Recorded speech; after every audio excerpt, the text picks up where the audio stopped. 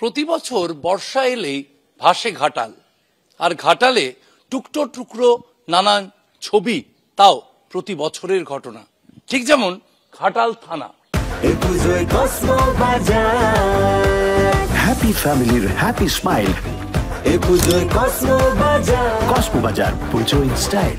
আমি এই মুহূর্তে দাঁড়িয়ে রয়েছি ঘাটাল থানায়, এবং এই যে পশ্চিম মেদিনীপুর জেলার ঘাটাল থানা, প্রতি বছরই জল বাড়লে এখানকার পুলিশ আধিকারিক, পুলিশ কর্মী, এমনকি লকআপে যারা থাকেন তাদেরও ঠিকানা বদলে যায়। বেসরকারি লজে গত প্রায় 5 দিন ধরে চলছে থানা, কারণ ঘাটাল থানার আধিকারিক কর্মীরা তাদেরকে থানা ছেড়ে চলে যেতে হয়েছে। প্রতি বছরই জল বাড়লে থানার আধিকারিক কর্মীদের তাদের অন্যত্র চলে যেতে হয়, কারণ ঘাটাল থানার এই যে ছবিটা, থানার ভেতর এখনো 1 কোমর জল, এবং এই জল থেকে বিভিন্ন আসবাব ফাইলপত্র বাঁচাতে তাদের কার্যত উপরের বিভিন্ন র্যাকে রেখে বা দামি ফাইলগুলো সরিয়ে নিয়ে চলে যেতে হয় বিভিন্ন বেসরকারি লজে।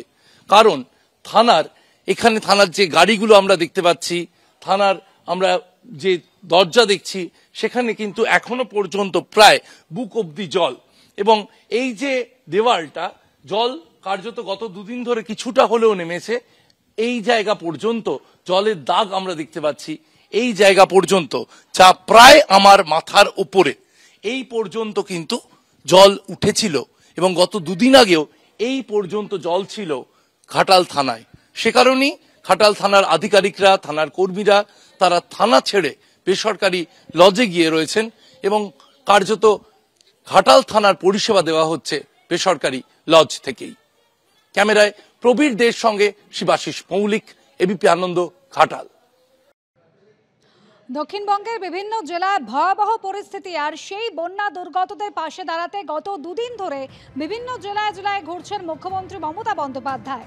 গতকালও তিনি গিয়েছিলেন পাঁশকুড়া, এবং সেখানে গিয়ে ডিভিসির সঙ্গে সম্পর্ক ছিন্ন করার হুঁশিয়ারি দিয়েছেন মুখ্যমন্ত্রী মমতা বন্দ্যোপাধ্যায়। চক্রান্তের অভিযোগ করেছেন।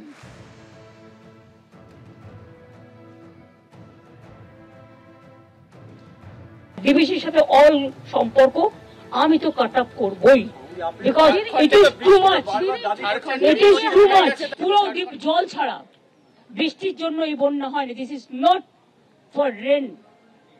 Yes, 4-5 days there was a rain, but we can tolerate that. We have so many infrastructure and system, but I cannot tolerate, people cannot tolerate more than 5 lakh cubic water what has been released from DVC and other area. The capacity of DVC dam, it came down 36% only, so far my knowledge is concerned, from 100% to নতুন করে ছেড়েছে এই জলটা। আজ 2টা পর্যন্ত উদয়নারায়ণপুর, আমতা, পাঁশকুড়া অনেক জায়গা আমরা কন্ট্রোল করলেও এই জায়গাগুলো ডুবে যাবে। এটা ঝাড়খণ্ড জল ছেড়েছেন, এবং ডিভিসি কেন্দ্রীয় সরকারের সংস্থা, আমার মনে হচ্ছে 4 লাখ কিউসেককে ছাড়িয়ে গেছে। কেন কেন্দ্রীয় সরকার ডিভিসি ড্রেজিং করবে না? ডিভিসির জলে কেন বাংলা ডুববে? আমি জানতে চাই, আমরা কৈফিয়ত চাই। পুরো চক্রান্ত, মানে এটা পূর্ব পরিকল্পিত, এবং এটা পরিকল্পিত বন্যা। কেন এটা নিয়ে বড় আন্দোলনে যেতে হবে? বাঁধ রক্ষণাবেক্ষণ হয়নি, স্বাভাবিকভাবে যা হওয়ার তাই হয়েছে।